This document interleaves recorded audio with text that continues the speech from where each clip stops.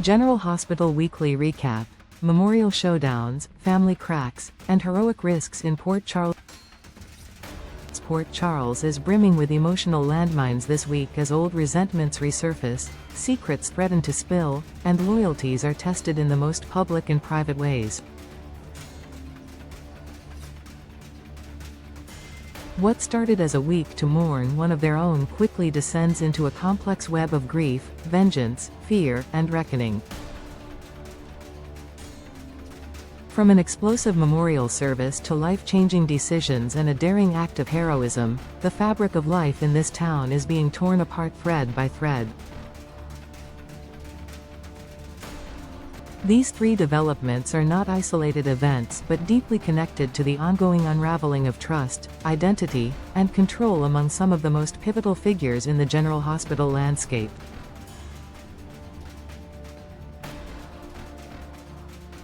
A funeral becomes a battlefield. Marco's vengeance and Sonny's shadow. The week begins under the solemn weight of Natalia Ramirez's unexpected death. What should have been a quiet, sorrowful memorial quickly spirals into a powder keg of tension. Marco Rios is barely keeping his grief from boiling over into outright rage.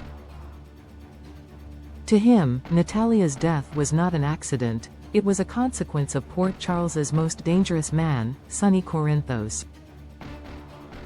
While the audience knows there's more to the story than meets the eye, Marco only sees one thing. His mother is dead, and Sonny, long known for his mafia ties, was too close to her demise. That's enough for Marco. He arrives at the memorial filled not just with grief but with a need for retribution. But he's not alone. Sidwell, who's made no secret of his mission to destabilize Port Charles for his own ends, sees this moment as a golden opportunity. By aligning with Marco's raw pain and fury, Sidwell can fan the flames of rebellion and isolate Sonny even further. The tension in the room thickens by the second, as mourners begin choosing sides without fully understanding what battle they're even stepping into. Yet amid the hostility, someone unexpected steps in, Alexis Davis. Once romantically involved with Sonny, she is no stranger to the duality of the man, both as protector and destroyer. This time, however, she makes the bold choice to defend him, not because she condones everything he's done, but because she senses that this conflict is being twisted by those who have their own agenda.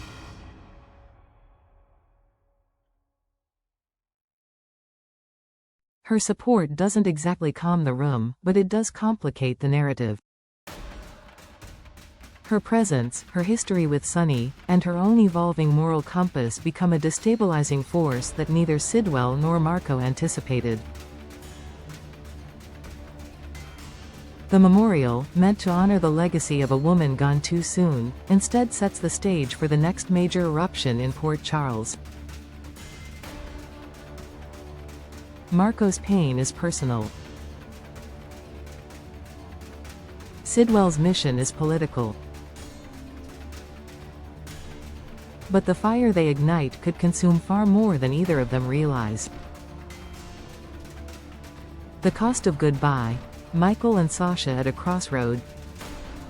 While the town is preoccupied with Sonny's growing enemies, another emotional storm is quietly brewing within the walls of the Quartermain mansion.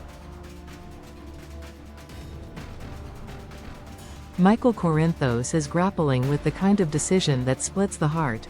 Should he stay in Port Charles and continue to protect the fragile peace of his family, or should he follow Sasha and baby Daisy into the unknown?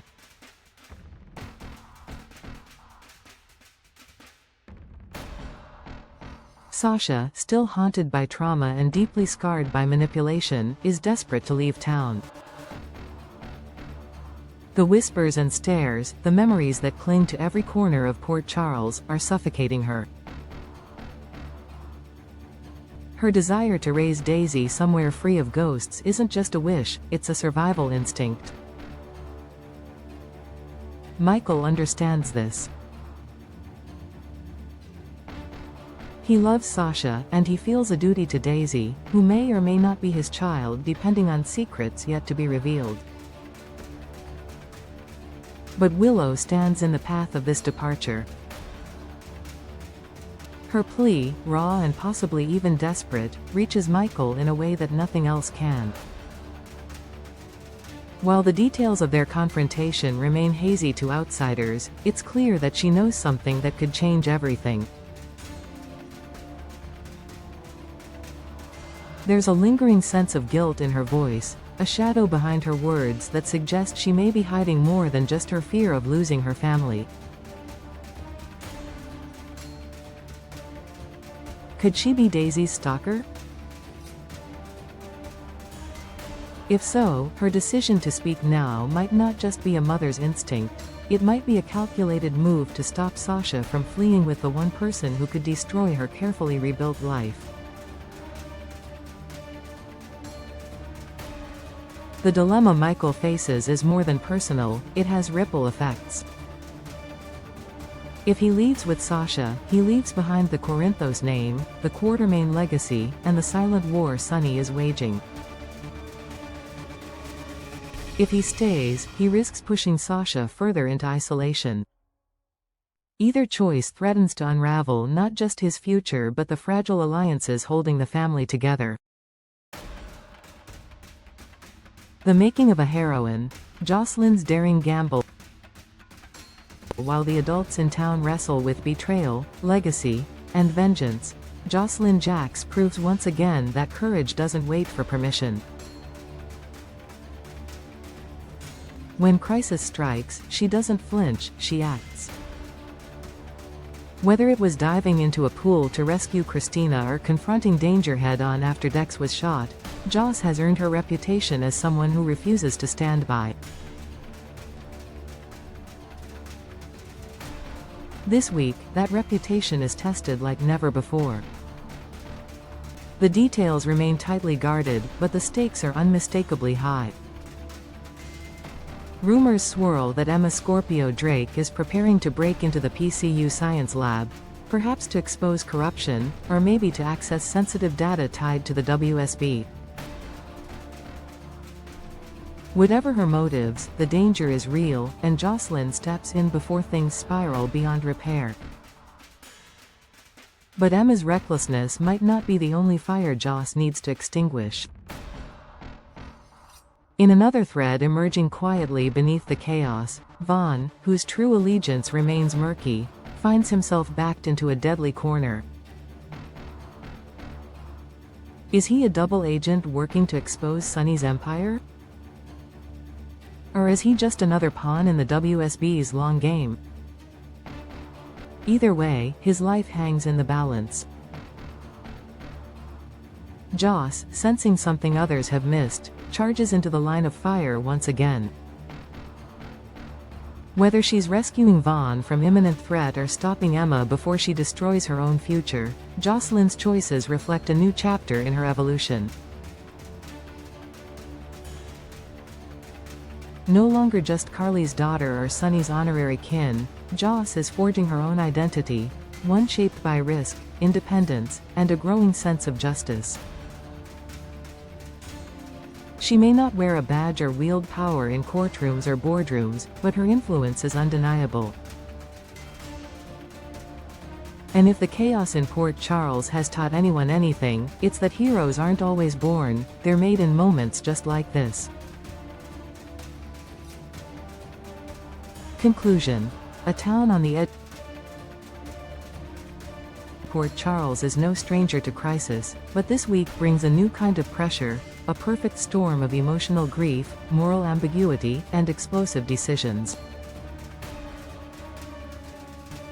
Natalia's memorial opens old wounds and invites new enemies.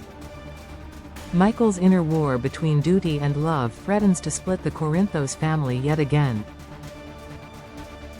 And Jocelyn's relentless bravery brings her face to face with the same forces that have haunted her family for years. With secrets brewing, alliances shifting, and no one truly safe, the residents of Port Charles must navigate not only what's right and wrong, but what they're willing to sacrifice to protect those they love.